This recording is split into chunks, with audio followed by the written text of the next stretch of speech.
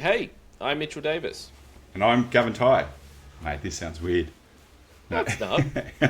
And this is our B2B SaaS journey. Mate, welcome to week 2, Mitch. We made it. We're Yep. still here. We're doing Yep. it. And I'm excited. We've had very little feedback on our first episode. It wasn't the immediate smash hit that you assured me it would be, but that's okay. Well, we've made it to week 2. They say many businesses fail in year 1, so we're still going. We're still bucking the trend. Yeah, we just got to keep plugging away. We'll Yeah. get there. So what are we going to chat about this week? Mate, let's talk about what we did last week in the business. We'll do a week in review from my side of sales and marketing and obviously your side of dev. Had something really interesting happen to me this week, and it brought up the topic of redundancy, making sure that we always have a backup plan for things. Got some views on finding first clients. We've had some development there as well, our thoughts, and we'll just maybe go from there, right? Amazing. Okay, Yeah. well, let's address the elephant in the room. So you've got a cyclone happening near you. I do. Those I do. those that don't know, Gavin's in the Gold Coast area of Queensland, Australia. Yeah. And there's currently Cyclone Alfred. It's what, Yeah. 200 k's off the coast? Yep, I'll just share my screen there, just for anyone who's watching on YouTube. It's about 120 kilometers offshore. It keeps going around in circles at the moment. Like that was taken about half an hour ago, that measurement, 122 k's. Looks like it's gone backwards a little bit. We're about 36 k's from a massive rain event that's coming through. But it's all changing, and we've been on lockdown here for the last couple of days, and a cyclone's never come down this far into Australia, where we live anyway. And so there's a bit of panic stations going on, but podcast as usual, nothing stops. The Remote show must businesses go on. The show must go on. So if you see I the was a roof little- terror, I was thinking that I might have to do a solo episode, as episode number 2 is just me talking through some tech stuff. But you made it, and you were here on time, and you're ready to go. So how's your stress levels, and how's the family feeling and everything? Like, do you know what to expect? What sort of prep have you had to do? Like, let us in on it. yeah, well, we're okay. We've just taken everything from out the back, taken down some shade sails over the driveway, and the main thing is we've got to try to manage we've got 2 kids, 1, 3 and 2. We've got to try to manage their stress levels. So in Christmas here a couple of years ago, we had a really big weather event on Christmas Day, and that really scared the kids. So we're just trying to manage their stress levels, and they're okay. They're playing outside now, driving my wife crazy. But at the end of the day, I think it's just going to be a massive rain event. There'll probably be some flooding here in a couple of days, but mate, it'll be okay. It'll be good. Fingers crossed. Well, you can give us the update next week when we record. Yeah, and absolutely. See how it went. All right. I'll take some photos. Yeah. Yeah, that would be good. Maybe we can put him in the show notes. All right. Well, you mentioned about redundancy, and you've had something happen this week. Yeah. So let's cover the week in review first, and let's do that. How about that? So we'll just we'll copy topic. We'll cover it off one by one. So how was your week, mate? It's been good. It's been very cyclone free, which is great. So I'm down in Sydney, so it hasn't affected us, but it has been a bit windier down here. And today it rained for the first time in a little while, and I actually like the more like winter times. That's much more my thing than summer being super hot. So it was a nice drive in for me into work this morning, and it was all rainy and miserable and stuff. And I don't know, for whatever reason, I just like that. Whatever. But my week's been good. It's been busy. Specifically SixSides stuff. We covered a lot this week. So you and I have been working on, firstly, launched the podcast, and that went fairly well. Got that in front of a few people. So that was nice. Haven't had much feedback. So that was kind of expected. If you're listening to this, I'd love to get any feedback that you've got, any questions. Just let us know that you're listening. What else have we done? A main focus of this week has been on this presentation doc that we're putting together to really try and like have some great assets that explain exactly what we do for potential leads or potential customers. And so you and I have spent a fair bit of time over the last week working on, last 2 weeks or so, working on that document and going through. So we're now, we will soon be getting it to a designer to actually get it all mocked up nicely now that we've got most of the content in place. So that's been the main things. I've done some work on the marketing website, and I plan to, for basically the rest of the day, continue work on that, so that, because right now it's just a one-pager basically, so trying to expand that out and provide a bit more context for people that might be interested in it.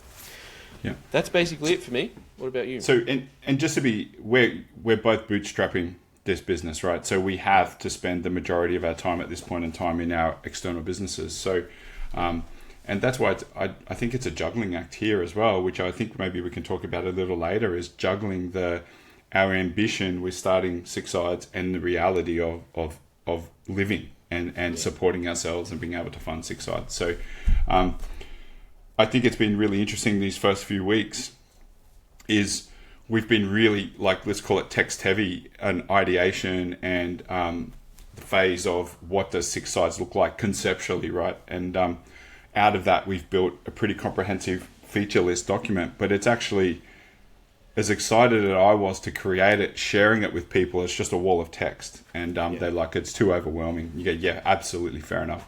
This is not public facing. So we're trying to distill that down into something that's appealing, that follows our brand and what we're trying to build, and really takes our intended audience on a journey. So that's what that's why we've been focusing on this too. And I don't think you can do it the other way. I don't think you can build a nice presentation without first doing the foundational work and the content. Right? Yeah, that's right. Otherwise, it's too superficial. Yeah. That's right. Yeah. It's too high level of, we solve events for people. Like, it's like, what? Yep. Hang on. Let's clarify that first. So, I agree. I think we've got to get the content down, which is what we've done. And now it's time to get it looking nice. So hopefully, I don't know exact timelines, but are we thinking potentially we'll have that ready for next week? Yeah, by next week, it should be by the middle of next week, we'll have a version of it anyway. So I guess it just popped into my head. Now we're distilling the information instead of creating the information, and it's far harder to create and put into a presentation and communicate that with someone, I think, opposed to just taking it out of something we've already done. So I'm going to make a note of that, distilling instead of creating.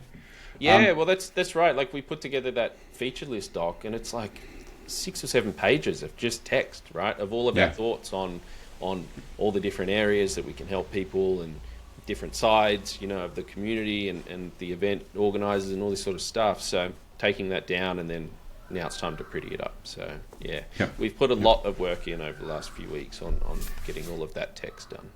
Yep.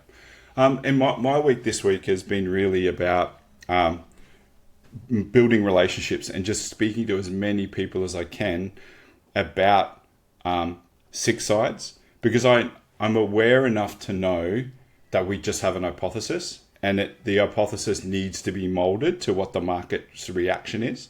So last week I went to a kickoff meeting for a conference that's coming up that I sponsored last year through Sales Market Fit, and just talking to the organizer of that conference, she gave me some really strong feedback that at the beginning I didn't necessarily agree with, but as I sat down with it, I was like, you know what, I think she's right.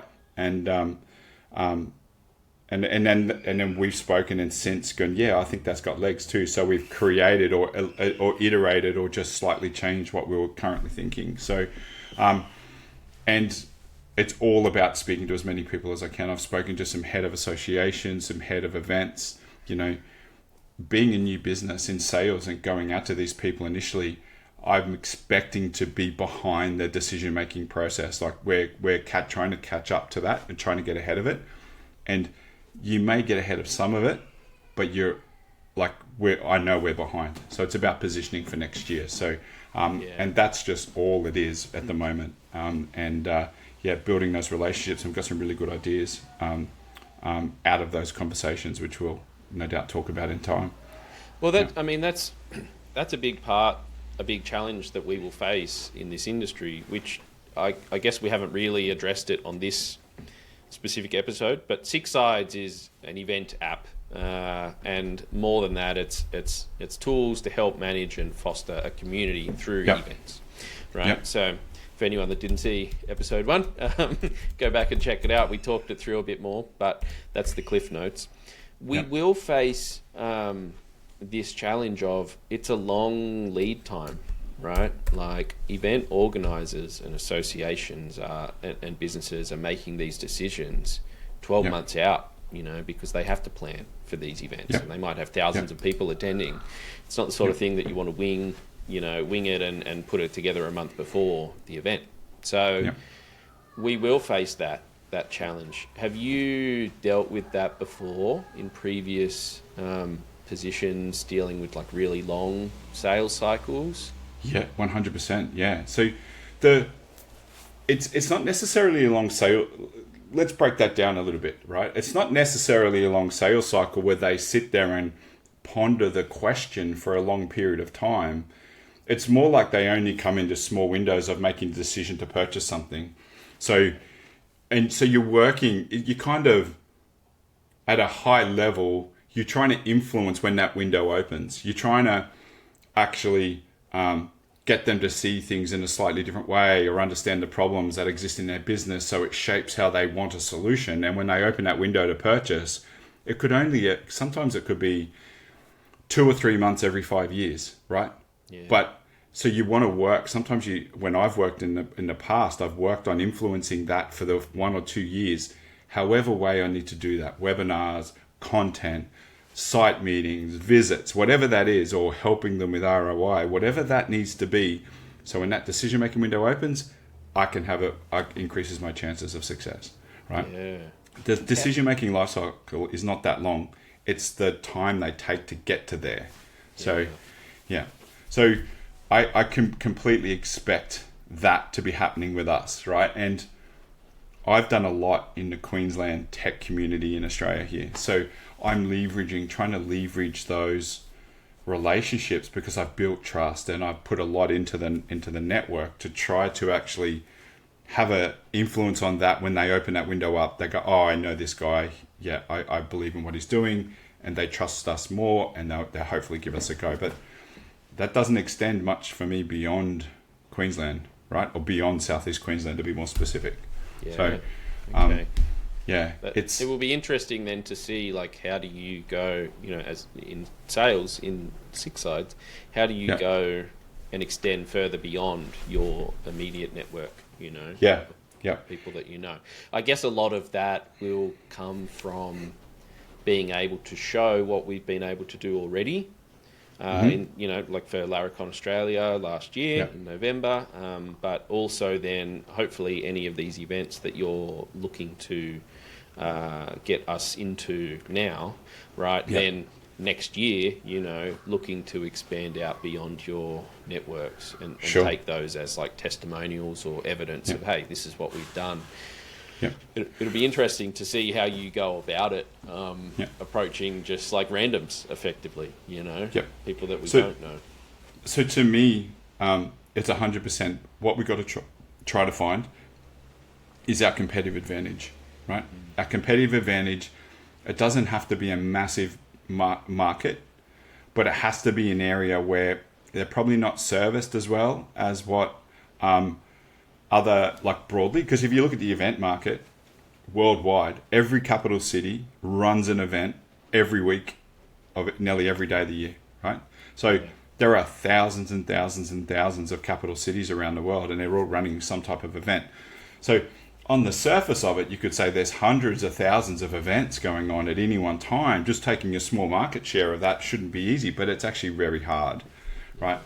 So to me, I'm trying to think about, well, what's our niche? To me, the niche at the moment is very similar to what the Cold Start problem book talks about, is we'll find our niche that we can create a competitive advantage, get a bit of a market share, and then extend out from that. And that's what I'm working on at the moment, trying to find that. I think I know what it is, but we need time to be able to prove it. And then also, on the flip side, not everyone is comfortable giving a new tech business a go on managing something so important.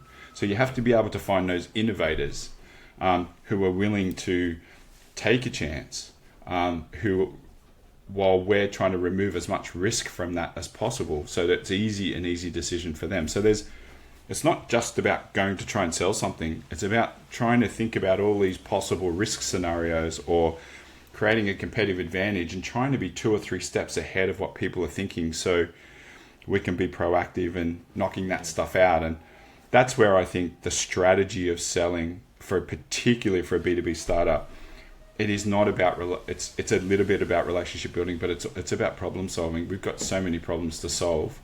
We want to make it as easy as possible for someone to say, absolutely, like you guys are onto something. And that's already happening, right, in early conversations. Yeah, I've been very impressed with all of the calls that I've been on, and I know you've had quite a few calls that I haven't been on, which is awesome, to be honest with you. But the ones that I have been on, yeah, it's amazing, like the feedback that we're getting from these leads of like, wow, this is awesome, of what you're doing here, or oh, I've never thought about that, or like, you know, some of the specific advantages that we have within the app. Like, yeah, there's some things that we're doing which evidently like isn't being done in the market already, right? And to get that feedback from some of these potential customers, it's like, this is awesome. It certainly feels good when a lead is like, oh, wow, this is amazing, you know, and things like that. That's a good feeling. So hopefully we get more of that. When you think about these big competitors who have been around in the market for a long time, I'm not going to say their names, so they have been around for a long time, right? Some of them have been around for 10, 20 years. So they've built their business on old philosophies from 10 or 20 years ago, right? But they now have a market share, and they're getting, I think of big businesses like they have their own gravitational pull. We're a small planet. We don't have any gravitational pull, so we got to go out and get people to come to us. We have to go out and reach for them, right? These big companies, they get this big gravitational pull and what that means essentially is leads start coming to them just by reputation, right?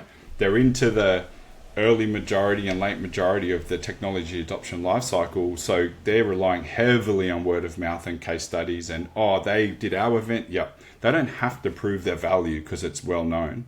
So they don't necessarily have the incentive to change what they're doing. They're just optimizing. As such, some people do, like Salesforce changes, but it's still it's still predicated on their foundational business model from 20 years ago.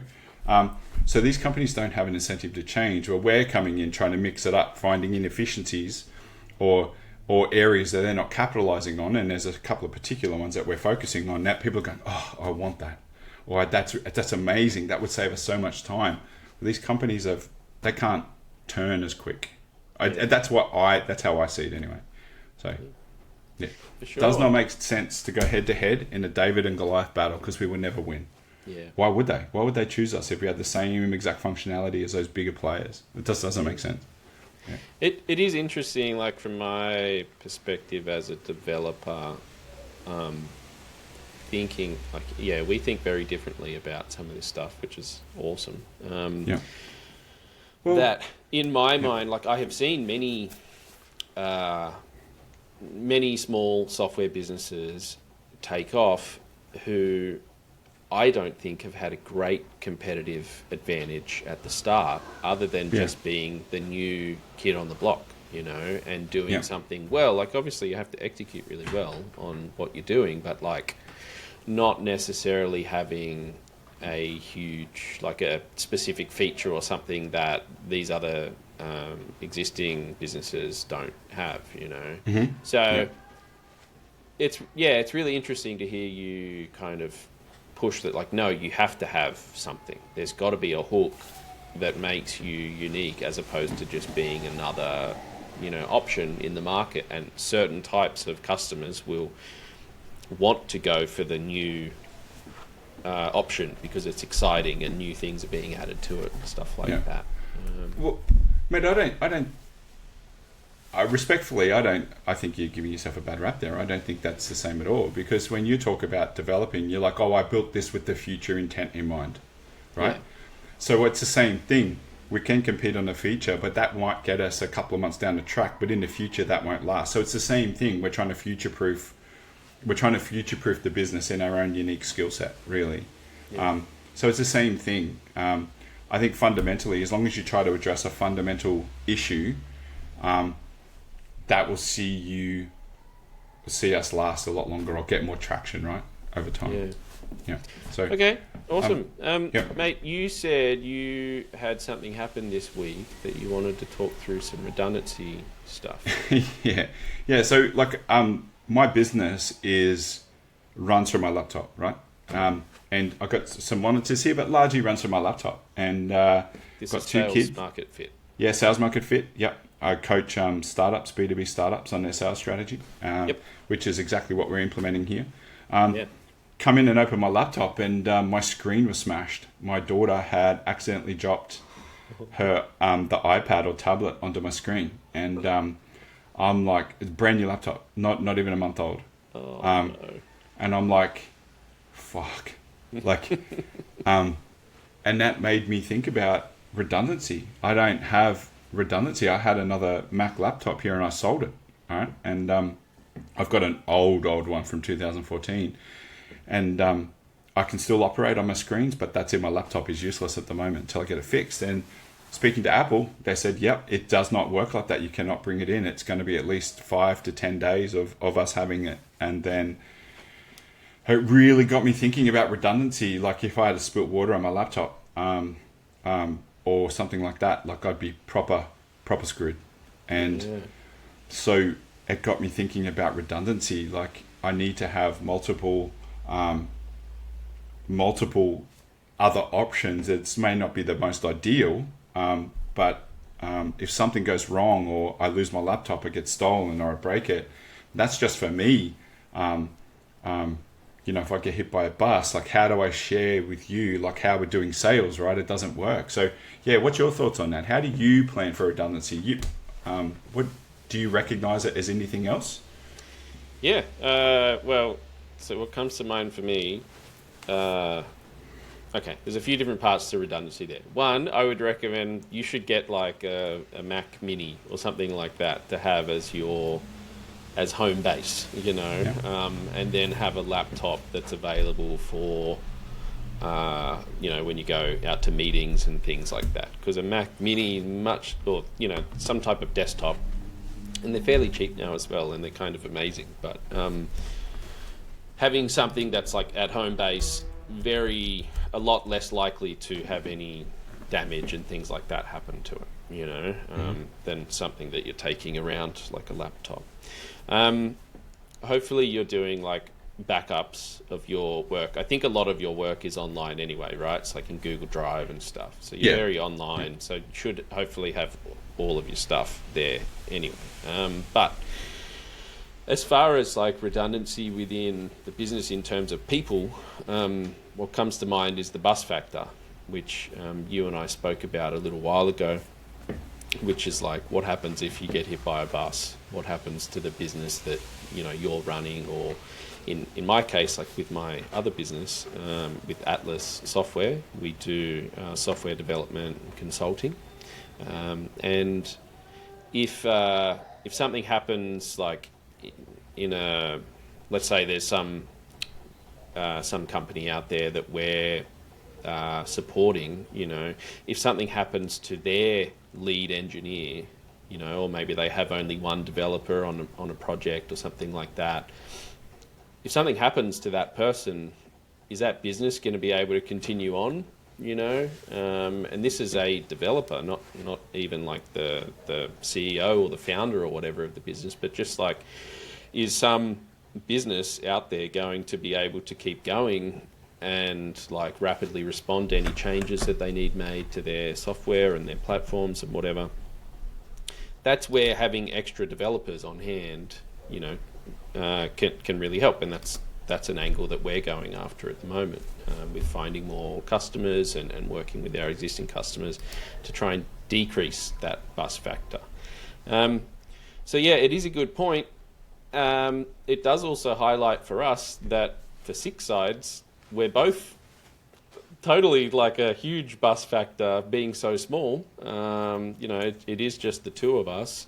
If something happens to me with our tech, that's not great. And if something happens to you, what's going to happen with our sales, And so it is super early days for us. We're probably not in a position to be able to do anything like that. Certainly we can't be hiring or anything at the moment. Yeah. But it is interesting, and it's something that we'll have to think about into the future. If SixSides continues to grow, and we're running events for people, like you said right at the start, like it's really important. We want to reduce the risk as much as we can. Maybe we should also be thinking as we proceed, what ways can we reduce our bust factor, our risk there? Is it bringing in other people on like a contractor basis or something like that, so that they know the code base, so that if I'm away on holiday or, if something bad does happen, that someone else would know the tech? Because you're not, from our conversations, I'm guessing you're not that interested in learning much more about the the code and how the servers work and things like that. So we might need to find someone else for that. Yeah, it's interesting as you were just talking there. I think there's probably an evolving strategy here of redundancy, right? There's probably first level on the day-to-day. Like now, as we're speaking, I've fired up my old laptop that I haven't used for a long time, at least since 2020. But thank God, Max, as you fire them up, it was a bit slow, so I reset it. I fired it up, just updated it, and you're right, I'm mostly online, so I'll be able to get by. But that still doesn't... the day-to-day, if something happens, I think both of us is like, what's the day-to-day? Something breaks, then how do we get back online? And then I think there might be a more medium-term one and then a more longer-term one, like different layers here. I think the challenge comes, well to me, a couple of issues here for us to consider is we both talk different languages, right? We have different skill sets. It's easier for you to come into my world than me to come into your world, I think. Sure. If you needed to. I would agree, Yeah. So how do we do that? Like there might be something that we look at in the next 6 months, right? Is how do we actually, if something happens, then I can at least get an understanding of what's going on, or we have someone on call if something was to happen, then they could jump in and they could at least maintain what you've been doing or get an understanding, and vice versa, right? It comes down to documented sales playbooks or documented processes, because there is a set of tacit knowledge that I know that is very hard to communicate, but there's what's the 60 or 70%, and it really got me thinking about that. And sales market fit puts food on the table for my family. It's our only source of income. It's way more important. I get redundancy in that business today than in this one. And as you told MacBook Mini, I just had a look there and I was like, yeah, okay, that makes sense. I'll look at that. I'll probably get that as well. So I've got two forms of backup, because I cannot afford that to happen again, right? Yeah. And I'm glad it wasn't. I'm glad it was just a screen and she didn't drop water on here, because I've got water near the desk all the time. Yeah. But so I guess for anyone who's listening to this, it's just to be considerate of redundancy, is have a backup laptop or something there that if something does happen, that you can at least fire up. It may not be as best as what you used to, maybe a couple of days out of date, but at least it's something. And I found out, I didn't even think about it. I knew it was there, but I never really thought about it until yesterday. And I was like, shit, that could have been so much worse. Yeah. So, yeah.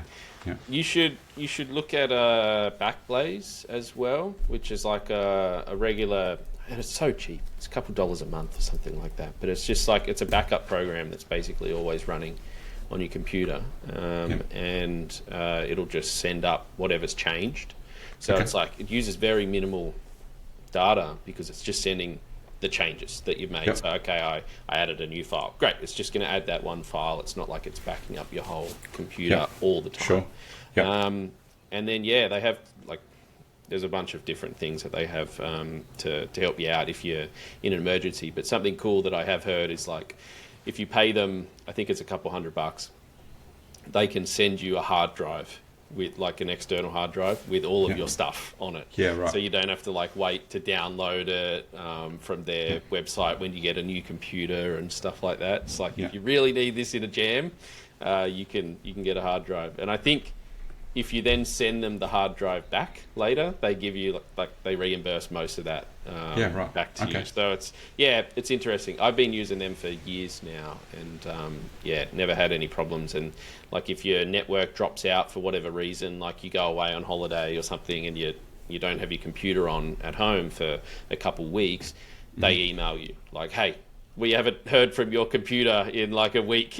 Are you aware of this? So that way you know that like, okay, they're constantly waiting for more stuff to come through. So okay, awesome. Yeah, no worries. Something else. Yeah, that's a really big one that I think is boring but important. So yeah, thanks for that info. I'm going to go look at the Mac Mini after this and look at Backblaze as well. Backblaze, yeah, that's right. Cool.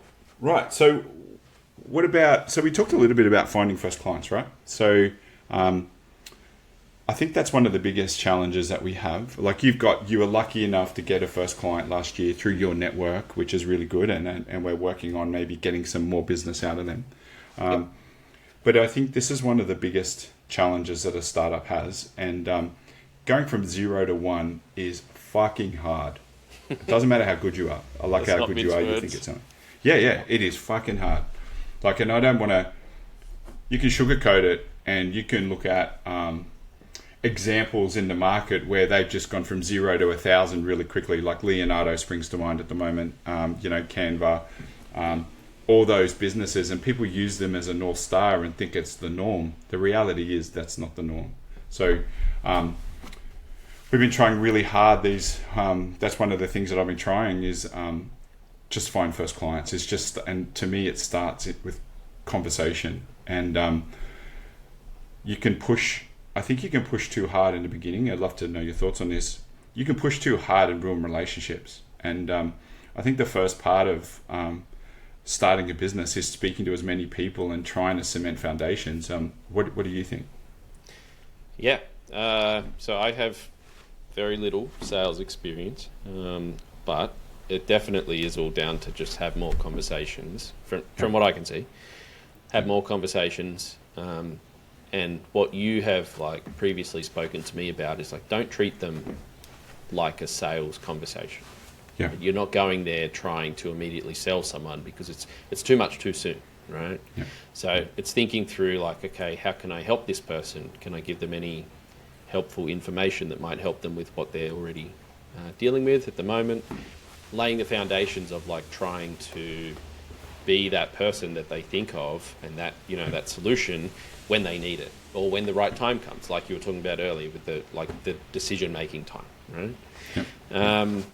So I've definitely had people reach out on LinkedIn, not related to this, to SixSides, but for other stuff. And like, it's like an immediate in the connection request. It's like, hey, this is what we do. Let's set up a call. Like, I'd love to. And it's like, whoa, it's too much. It's too much too soon, right? So, I think about it like dating.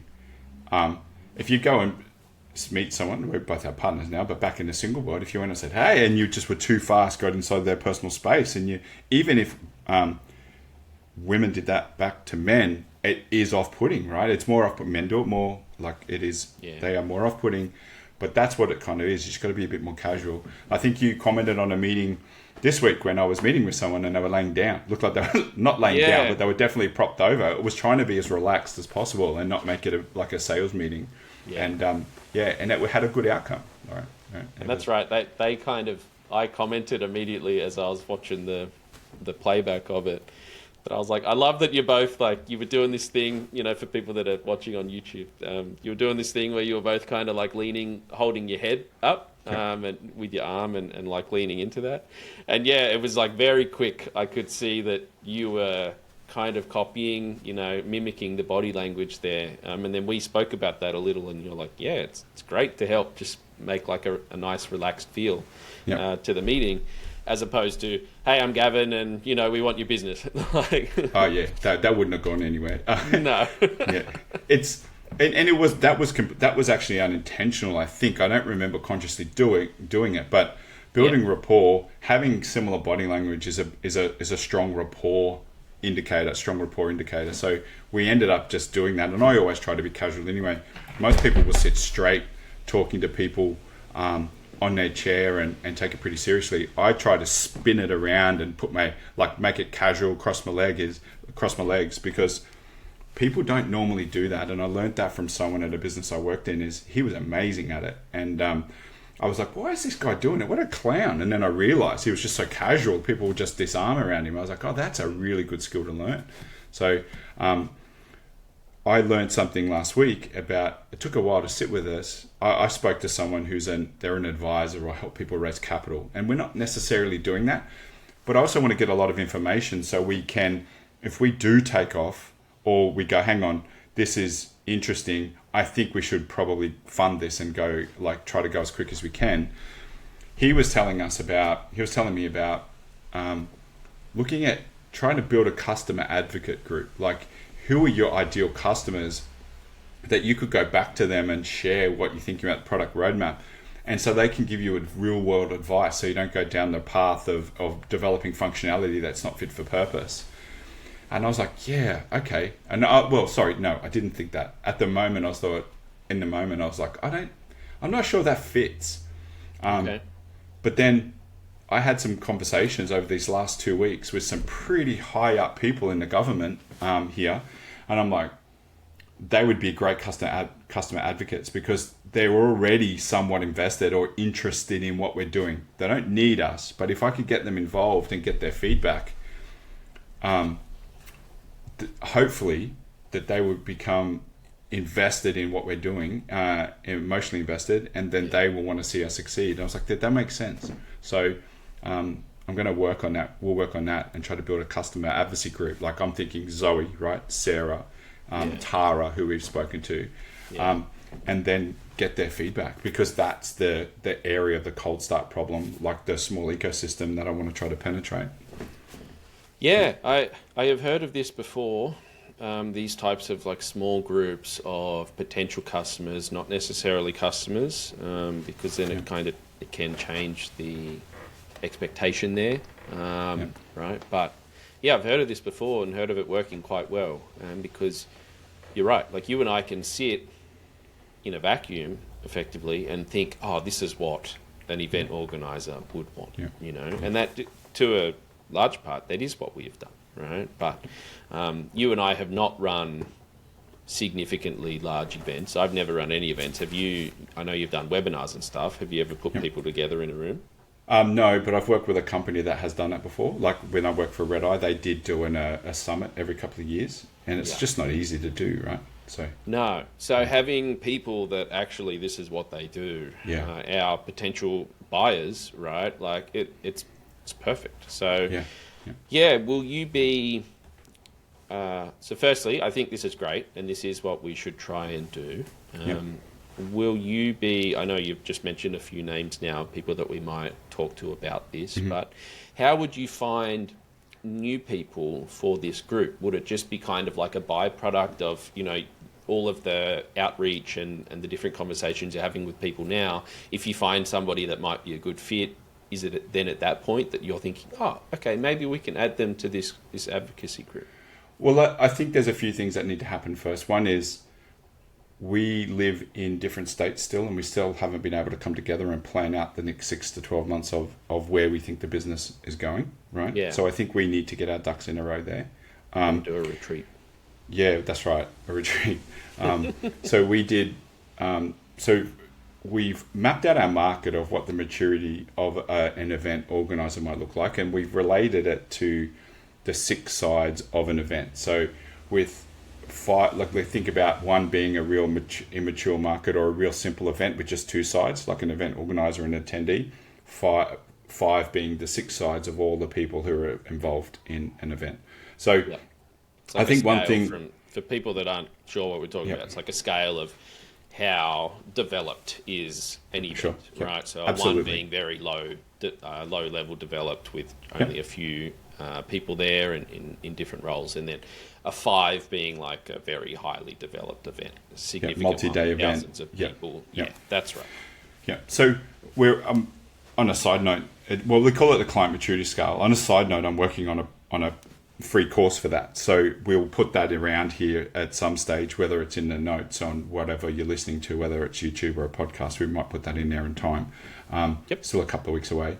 But basically, we have this vision of we want to help all levels of those markets, but our functionality doesn't lend us to do that at this point in time. So we're focusing on one particular market there, right? So I think in my mind, once we get all that sorted and go, hey, if we ask them for feedback without directing them, we could end up in all these different bloody tangents. I think if we need to say, hey, we're heading this way, what are we missing? And they just open our eyes to certain things, right? Opposed to them telling us what direction to walk in.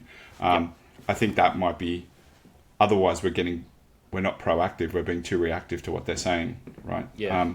And I do need to think about, I think we need to think about what does that customer advocate group look like? What would be the rules? Because they're going to say, first question is, what does that involve, Mitch? Yeah. And then you're like, if we don't have a clear plan on what that looks like, I think we won't have the intended outcome of what we want. Yeah, that's right. Like we'll have to sit down and I mean, maybe this is stuff we could totally be doing on recordings like this of like, okay, how are we going about, like, what are these meetings that you and I are having internally to kind of sort out the business? Like we're looking at doing a regular Monday meeting, just us sitting down, mapping out the week and planning out, okay, this is what we're going to do. I don't know that we should record that one, but maybe for things like this where it's like, okay, this is, we could sit down and build out what does a customer advocate group look like. We could totally do that on the podcast, right? And that might be interesting for people. So we should do that before you bring this up with anybody. And that way we've got a plan for what we're actually asking people for. Yeah, so that's a really good idea as well. So I think that's pretty good. Like that could help people just to go, hey, that's a good idea. How do I build one out? So we could actually do some research and then workshop that with our workshop, with our plan, and then we can implement it and keep people updated on the outcomes of that. Cool. So, let's do it. Awesome. So look, of all the 3 people that are going to be watching this on YouTube or on a podcast, if you think that would be useful, can you let us know just in the comments, and then we'll make sure we get that done or take in your feedback.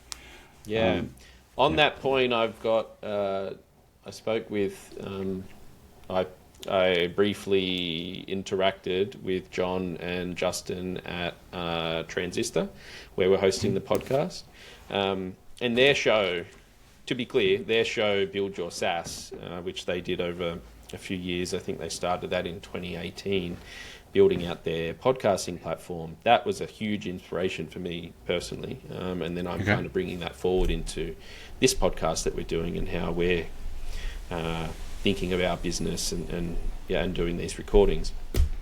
And specifically, Justin mentioned that they've got a Blue Sky integration now with the comments.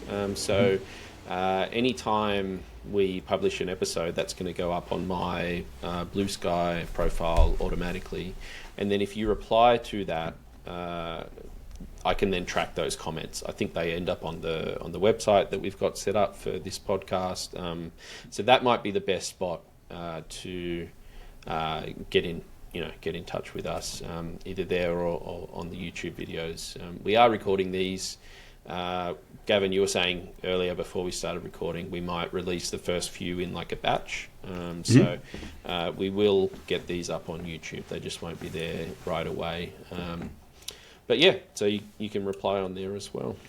Yeah, Cool, mate. What else is on your agenda for, I guess, next week, or your top of mind at the moment from a dev side or your operations side? Yeah, so I want to continue, I will be involved in getting that presentation set up. So I know that's largely going to be your thing, but I'm still kind of making sure that I'm in the loop on that. So I think that's coming up next week. I'm continuing to work on the marketing website, which I will do more of today. I want to try and have just at least a few pages there. What's the address of that, mate? So just in case people want to check it out, our current... So we will have it in the description and show notes, but it's SixSides.co. We couldn't get the .com. Maybe one day. We don't need it, mate. We don't need it. That's right. We got the .co. So continuing to work on that. This week we've kind of finalised, we think, on a new logo.